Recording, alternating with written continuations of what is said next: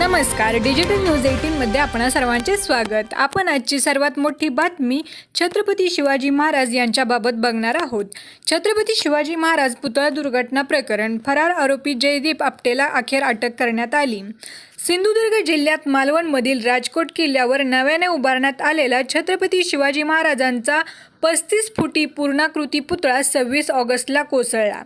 4 डिसेंबर 2023 रोजी मालवणात पंतप्रधान नरेंद्र मोदींच्या हस्ते या पुतळ्याचं लोकार्पण करण्यात आलं होतं.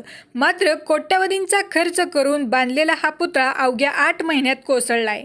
त्यामुळे शिवप्रेमींमध्ये संतापाची लाट उसळली आहे. तर राज्याचे राजकारण देखील चांगलेच तापले आहे. शिवाजी महाराजांचा पुतळा कोसळल्याच्या घटनेबाबत मोठी अपडेट समोर आली आहे. शिवरायांच्या पुतळ्याचा शिल्पकार जयदीप आपटेला अटक करण्यात आली आहे. 2 आठवड्यापासून जयदीप आपटे फरार होता. अखेर आरोपी जयदीप आपटेला अटक करण्यात आली आहे. कल्याणमधल्या घरातून आपटेला अटक करण्यात आली आहे. जयदीप आपटे कुटुंबियांना भेटायला आला असता त्याला अटक करण्यात आली आहे. कल्याण सिंधुदुर्ग पोलिसांनी ही कारवाई केली आहे. पुतळा कोसळल्यानंतर तो फरार झाला होता. राजकोट पुतळा दुर्घटना प्रकरणी शिल्पकार जयदीप आपटे विरोधात पोलिसांनी लुक आउट नोटीस जाहीर केली होती. जयदीप आपटेच्या शोधासाठी सिंधुदुर्ग पोलिसांनी 7 पथके तयार करण्यात आली होती. त्यातील 2 पथके तांत्रिक विश्लेषणासाठी आणि 5 पथके मुंबई, कल्याण, ठाणे, कोल्हापूर आणि गोवा येथे तपासण्यासाठी रवाना करण्यात आली होती. राजकोटच्या किल्ल्यावरील शिवरायांचा पुतळा कोसळल्यानंतर जनतेमध्ये संतापाची लाट आहे. शिवाजी महाराजांचा जो पुतळा कोसळला तो जयदीप आपटे या शिल्पकाराने साकारला होता.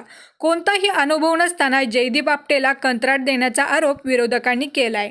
26 ऑगस्टला शिवाजी महाराजांचा पुतळा कोसळला होता. तेव्हापासून जयदीप आपटे फरार झाला होता. शिवरायांचा पुतळा कोसळल्याप्रकरणी विरोधकांनी आक्रमक भूमिका घेतल्यानंतर पंतप्रधान मोदी यांनी ही माफी मागावी लागली होती. तर पुतळ्याच्या कामात हलगर्जी केल्याप्रकरणी शिल्पकार जयदीप आपटे आणि बांधकाम सल्लागार चेतन पाटीलवर सदोष मनुष्यवध आणि सरकारची फसवणूक प्रकरणी गुन्हा दाखल केलाय.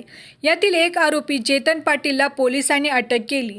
मात्र जयदीप आपटे फरार होता. अखेर जयदीप आपटे पोलिसांच्या हाती लागला आहे. दरम्यान राजकोट किल्ल्यावरचा शिवरायांचा पुतळा कोसळल्याप्रकरणी नितीन गडकरींनी मोठं विधान केलंय. स्टेनलेस स्टीलचा वापर केला असता तर पुतळा कोसळला नसता, असं गडकरी म्हणाले. यावर गडकरींनी जाणकारांचा सल्ला घेऊन मत व्यक्त केलं असावं अशी प्रतिक्रिया शरद पवारांनी दिली. तसंच त्यांनी गडकरींच्या कामाचं कौतुक केलं. तर नितीन गडकरींचा सल्ला सरकार मनावर घेईल अशी अपेक्षा आमदार प्रसाद लाड यांनी बोलून दाखवली. धन्यवाद.